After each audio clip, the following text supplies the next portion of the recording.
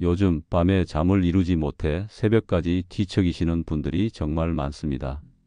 특히 나이가 들수록 잠드는 시간은 길어지고 자주 깨어나며 아침에 일어나도 개운하지 않은 경우가 대부분이죠. 이런 상황이 반복되면 결국 수면제에 의존하게 되고 그 용량은 점점 늘어만 갑니다. 하지만 오늘 제가 공개할 방법 하나만으로도 40년간 수면제를 먹던 분들도 자연스럽게 잠들 수 있게 되었습니다. 안녕하세요. 서울의 한 대형 병원에서 30년간 신경과 전문의로 일해온 김성준입니다. 오늘 제가 여러분께 말씀드릴 이야기는 제 의사 생활에서 가장 놀라웠던 경험에 관한 것입니다. 만약 지금 불면증 때문에 고통받고 계시다면 이 영상을 끝까지 봐주세요. 왜냐하면 오늘 제가 공개할 방법은 단돈 한 푼도 들지 않고 집에서 누구나 할 수 있는 방법이기 때문입니다. 본격적인 오늘의 건강 이야기를 전해드리기 전에 채널 구독과 영상의 좋아요 버튼 한 번씩 꼭 부탁드리겠습니다. 여러분은 어디에서 이 영상을 보고 계신가요? 댓글로 여러분이 어디서 이 영상을 보고 계신지도 꼭 알려주세요. 지난달 수요일 오후 2시경 진료실 문이 열리며 한 할머니가 들어오셨습니다. 82세라고 하신 이순자 할머니였는데 첫인상이 너무도 강렬했습니다. 분명 나이는 82세인데 얼굴에 생기가 돌고 눈빛이 또렷했거든요. 저는 당연히 수면제를 잘 조절해서 드시고 계신 분이라고 생각했습니다. 요즘 80대 환자분들도 수면 클리닉을 많이 찾으시거든요. 그런데 할머니가 입을 여신 순간 저는 그만 깜짝 놀랐습니다. 선생님, 저는 40년 동안 매일 밤 수면제를 먹었어요. 하루라도 안 먹으면 한숨도 못 잤죠. 그런데 3달 전부터 자기 전에 어떤 걸 시작했는데 이제는 수면제 없이도 밤새 푹 자고 아침에 상쾌하게 일어나요. 30년간 수많은 불면증 환자를 진료하며 온갖 수면제와 치료법을 봐온 제가 특별한 약도 치료도 없이 40년 불면증이 나았다는 말을 믿을 수 있겠습니까? 하지만 이순자 할머니의 설명을 들으면 들을수록 그리고 그분의 수면 패턴을 자세히 확인하면 할수록 저는 점점 더 경악하지 않을 수 없었습니다. 의과대학에서 배운 모든 지식과 30년간의 임상 경험이 순식간에 무너져 내리는 느낌이었거든요. 그 순간 저는 깨달았습니다. 우리가 지금까지 알고 있던 수면 장애 치료의 상식이 완전히 잘못되었을 수도 있다는 것을 말입니다. 이순자 할머니는 3달 전만 해도 매일 밤 수면제를 3알씩 먹어야 겨우 2~3시간 잘 수 있었다고 하셨습니다. 특히 새벽 2시만 되면 어김없이 깨어나서 다시 잠들지 못해 아침까지 괴로워했다고 하시더군요. 아침에 일어나면 머리가 무겁고 온몸이 천근만근이었어요. 낮에는 졸린데 정작 밤에는 잠이 안 오고요. 수면제를 계속 먹으니 기억력도 떨어지고 어지러워서 넘어진 적도 있었어요. 그때는 정말 절망적이었어요. 죽을 때까지 이렇게 살아야 하나 싶었거든요. 할머니의 목소리에는 그때의 고통이 고스란히 배어 있었습니다. 그런데 우연히 텔레비전 건강 프로그램에서 본 호흡법을 따라 해보기 시작한 게 인생을 바꾼 전환점이었습니다. 처음엔 반신반의했어요. 이런 간단한 방법으로 뭐가 달라지겠어 싶었거든요. 하지만 이틀째 되던 날 밤 처음으로 새벽에 깨지 않고 아침까지 잤어요. 마치 30년 전으로 돌아간 것 같았어요. 저는 할머니의 말씀을 들으며 도저히 믿을 수 없어서 즉석에서 수면 패턴 검사 기록을 확인해 봤습니다. 그 결과는 정말 놀라웠습니다. 82세라는 나이가 무색할 정도로 깊은 수면 단계가 충분히 유지되고 있었고 렘수면과 논-렘수면의 비율도 정상적이었습니다. 더욱 놀라운 것은 수면 효율성이었습니다. 일반적으로 80대 노인의 수면 효율은 70% 내외인데 이순자 할머니의 수면 효율은 85%를 넘어서고 있었습니다. 이는 50대 중반 성인의 평균 수치와 비슷한 수준이었죠. 더욱 충격적인 것은 이순자 할머니뿐만 아니었습니다. 그 이후 비슷한 방법을 시도한 다른 환자분들도 하나둘씩 제 진료실을 찾아오기 시작했거든요. 77세 박영수 할아버지는 2달 만에 수면제 용량을 절반으로 줄였고 75세 김미경 할머니는 1달 만에 새벽에 깨는 횟수가 5번에서 1번으로 줄어들었습니다. 특히 기억에 남는 분은 80세 최동욱 할아버지였습니다. 이분은 고혈압과 당뇨 때문에 여러 가지 약을 드시는데 수면제까지 먹으니 아침마다 어지러워서 일어나기가 힘들다고 하셨습니다. 그런데 이 호흡법을 시작한 지 3주 만에 수면제를 완전히 끊으셨고 혈압도 안정되기 시작했습니다. 선생님, 이게 정말 가능한 일인가요? 50년 동안 잠 때문에 고생했던 제가 이렇게 편하게 잘 수 있다니 믿을 수가 없어요. 과연 이 모든 것이 우연의 일치일까요? 아니면 우리가 지금까지 놓치고 있던 중요한 진실이 있는 걸까요? 제가 오늘 이 영상을 통해 여러분께 공개하려는 내용은 사실 제약업계에서는 절대 알려지기를 원하지 않는 내용입니다. 왜냐하면 이 방법이 널리 알려진다면 수면제 시장이 크게 줄어들 수도 있거든요. 실제로 몇 년 전 한 대형 제약회사의 연구원이 제게 이런 말을 한 적이 있습니다. 선생님, 사실 불면증의 가장 큰 원인은 교감신경의 과도한 활성화예요. 그걸 잠재우는 가장 효과적인 방법은 약이 아니라 올바른 호흡이죠. 하지만 그걸 그대로 말하면 누가 수면제를 사겠어요? 이 말을 들었을 때 저는 정말 충격을 받았습니다. 그동안 환자분들에게 처방했던 수면제들이 사실은 간단한 호흡법으로도 해결될 수 있는 문제였다니 말입니다. 이 호흡법이 수면에 미치는 놀라운 효과의 비밀은 바로 부교감신경 활성화에 있습니다. 우리 몸의 자율신경계는 긴장을 담당하는 교감신경과 이완을 담당하는 부교감신경으로 나뉩니다. 나이가 들수록 교감신경이 과도하게 활성화되어 있는 상태가 지속되고 부교감신경은 점점 약해집니다. 이것이 바로 노인성 불면증의 가장 큰 원인입니다. 그런데 특정한 호흡 패턴을 사용하면 부교감신경을 즉시 활성화시켜 몸을 이완 상태로 만들 수 있습니다. 서울대학교 의과대학에서 발표한 연구 논문에 따르면 특정 호흡법을 30초 동안 실시할 경우 부교감신경 활성도가 최대 40%까지 증가한다고 나와 있습니다. 더욱 놀라운 사실은 이 호흡법이 수면 호르몬인 멜라토닌 분비를 촉진시킨다는 점입니다. 멜라토닌은 우리 몸의 생체 리듬을 조절하고 자연스러운 수면을 유도하는 핵심 호르몬인데 나이가 들수록 분비량이 급격히 줄어듭니다. 하지만 올바른 호흡법은 자연스럽게 멜라토닌 분비를 증가시켜줍니다. 하지만 여기서 잠깐, 단순히 깊게 숨만 쉰다고 해서 모든 문제가 해결되는 것은 아닙니다.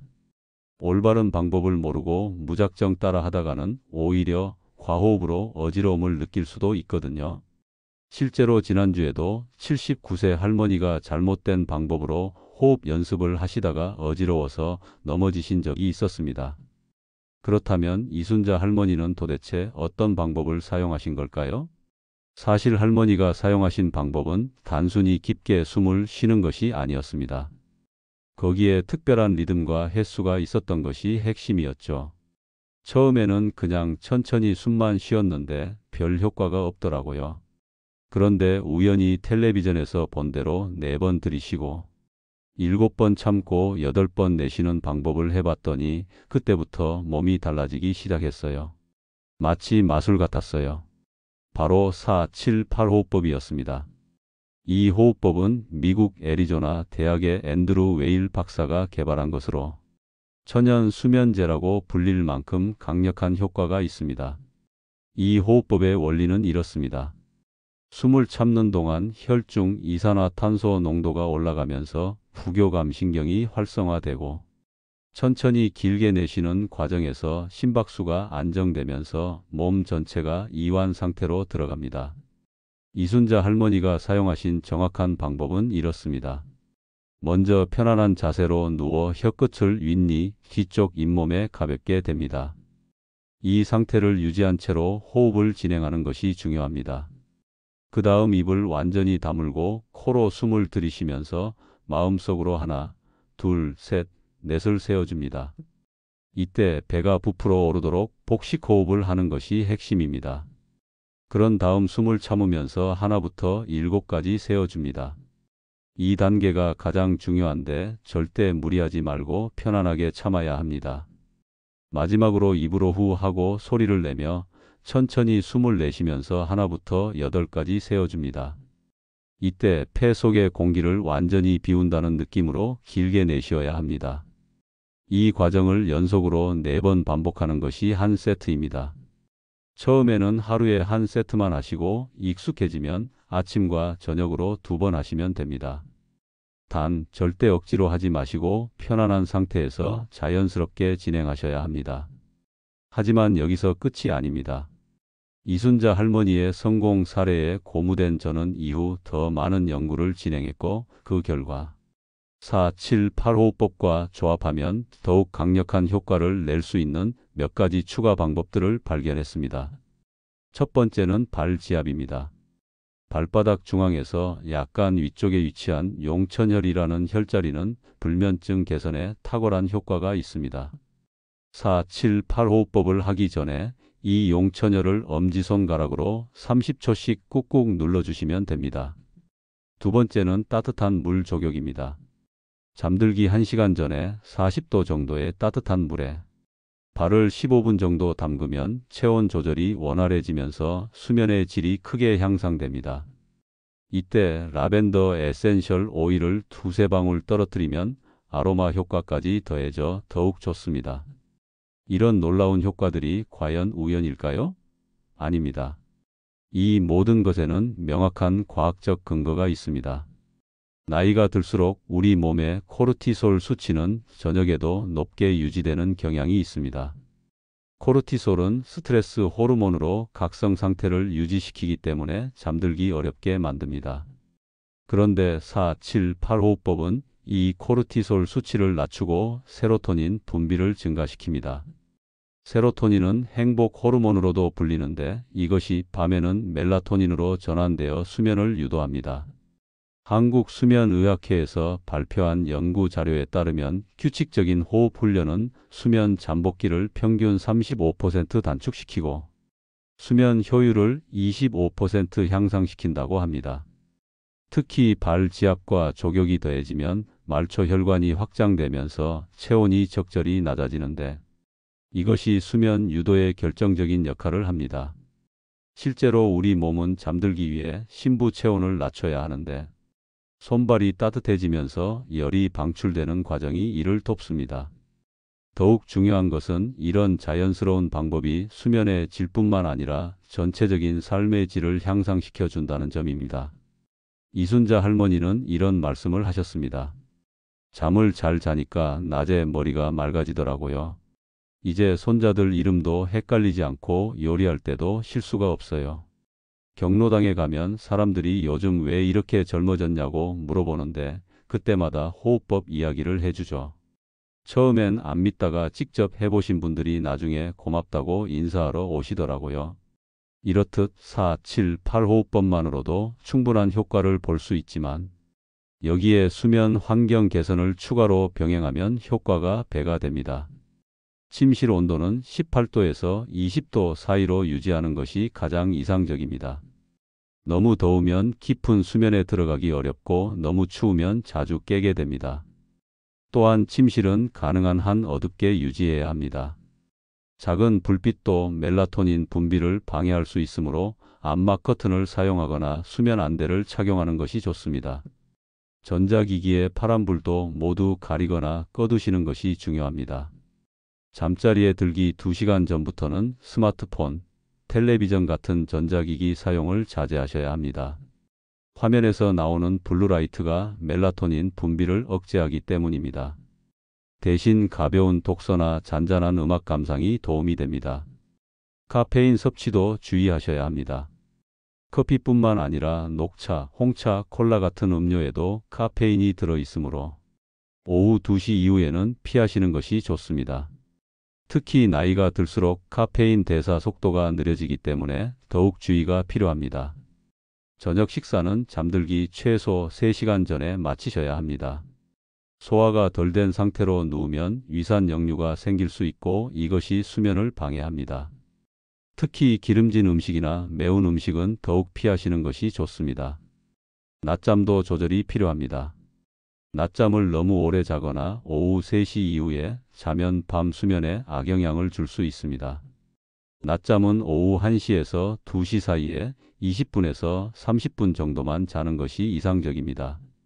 규칙적인 수면 시간을 유지하는 것도 매우 중요합니다. 매일 같은 시간에 자고 같은 시간에 일어나는 습관을 들이면 우리 몸의 생체 리듬이 안정됩니다. 주말이라고 해서 늦게까지 자는 것도 좋지 않습니다. 가벼운 운동도 수면에 큰 도움이 됩니다. 단, 잠들기 3시간 전까지는 운동을 마치셔야 합니다. 너무 늦은 시간에 격한 운동은 오히려 각성 상태를 유발할 수 있습니다. 오후에 30분 정도 가볍게 산책하거나 스트레칭을 하는 것이 좋습니다. 하지만 아무리 자연스러운 방법이라고 해도 개인차가 있을 수 있습니다. 특히 나이 드신 분들은 만성 질환을 앓고 계신 경우가 많기 때문에 각별한 주의가 필요합니다. 심장 질환이나 호흡기 질환이 있으신 분들은 호흡법을 시작하기 전에 반드시 담당 의사와 상담하셔야 합니다. 특히 천식이나 만성 폐쇄성 폐질환이 있으신 분들은 숨을 참는 단계에서 주의가 필요합니다. 절대 무리하지 마시고 편안한 범위 내에서만 진행하세요. 현재 수면제를 복용 중이신 분들은 갑자기 끊으면 안 됩니다. 호흡법으로 수면이 개선되더라도 반드시 의사와 상담 후 천천히 약을 줄여 나가셔야 합니다. 호흡법을 할 때 어지러움이나 두통이 느껴진다면 즉시 중단하시고 정상 호흡으로 돌아가세요. 이는 과호흡의 신호일 수 있습니다. 처음에는 4번 반복하는 것이 힘들 수 있으니 2번 정도만 해도 충분합니다. 천천히 횟수를 늘려가시면 됩니다. 잠자리가 불편하신 분들도 계실 겁니다.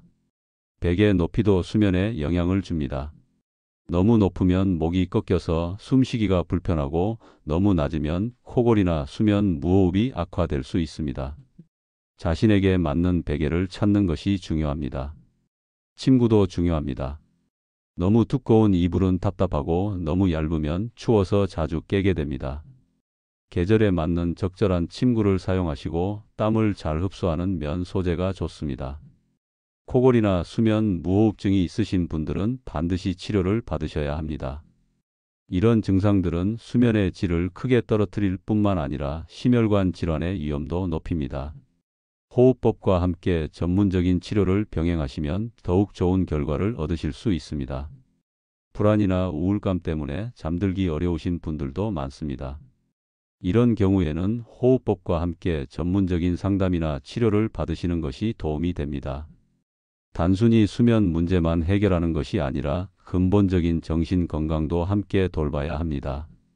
이제 여러분이 궁금해하실 만한 질문들에 대해 답변을 드리겠습니다. 가장 자주 받는 질문은 언제부터 효과를 볼 수 있나요?입니다.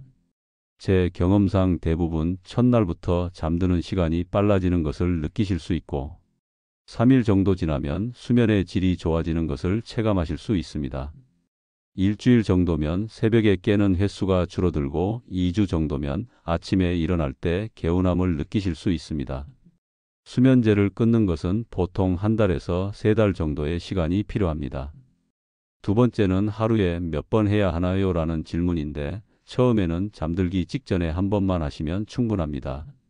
익숙해지면 아침에 일어나자마자 한 번, 저녁에 자기 전 한 번 이렇게 하루 2번 하시면 더욱 좋습니다. 단, 식사 직후에는 피하시고 최소 1시간 이상 지난 후에 하시기 바랍니다. 세 번째 질문은 누워서 해야 하나요? 앉아서 해야 하나요? 입니다. 잠들기 직전에는 침대에 누워서 하시는 것이 좋고 낮에 연습하실 때는 편안한 의자에 앉아서 하셔도 됩니다. 중요한 것은 자세가 아니라 편안한 상태를 유지하는 것입니다. 등을 곧게 펴고 어깨에 힘을 빼는 것이 핵심입니다. 네 번째 질문은 코가 막혔을 때도 할 수 있나요? 입니다. 코막힘이 심하면 호흡법을 제대로 할 수 없으므로 먼저 코를 뚫어주는 것이 중요합니다. 따뜻한 물로 코를 세척하거나 코 스프레이를 사용하신 후 호흡법을 하시면 됩니다. 만성적인 코막힘이 있으신 분들은 이비인후과 진료를 받으시는 것이 좋습니다. 다섯 번째로 많이 받는 질문은 숨을 참기가 힘든데 어떻게 하나요?입니다. 처음에는 제시된 횟수를 다 채우기 어려울 수 있습니다. 그럴 때는 4, 4, 6 정도로 줄여서 시작하시고 점차 늘려 나가시면 됩니다. 절대 무리하지 마시고 자신의 페이스에 맞춰 진행하시는 것이 중요합니다. 여섯 번째는 낮에 졸릴 때도 사용할 수 있나요?입니다. 4, 7, 8 호흡법은 이완을 유도하므로 낮에는 오히려 역효과가 날 수 있습니다. 낮에 각성이 필요할 때는 빠르게 들이쉬고 천천히 내쉬는 다른 호흡법을 사용하시는 것이 좋습니다. 4, 7, 8 호흡법은 오직 잠들기 전이나 긴장을 풀어야 할 때만 사용하세요. 일곱 번째는 약을 먹으면서 해도 되나요? 라는 질문입니다.